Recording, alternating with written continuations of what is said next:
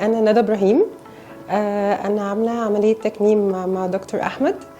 باختصار شديد جدا، أنا قعدت أعمل ريسيرش وليه اخترت دكتور أحمد بالذات.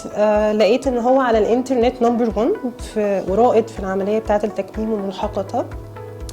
بلس لقيت ناس كتير حواليا من معارفي معايا في الشغل، لقيت اكتر من شخص عامل عمليات مختلفة. فبصراحة انا تابعت الناس دي وكنت معاها لمدة اتليست سنة، فده اللي شجعني اكتر وخلاني اخد الريكومنديشنز بتاعتهم واجي العيادة هنا عند دكتور احمد.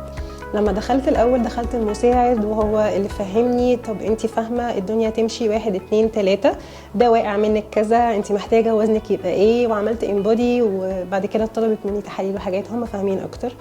ولما دخلت لدكتور احمد هو اوريدي كان فاهم اللي انا عاوزاه، وكان عنده الباك جراوند من الدكتور اللي انا دخلت له الاول يعني. بلس هو بدا يفهمني بقى انت جسمك محتاج ايه، وبدأ يكير معايا شوية.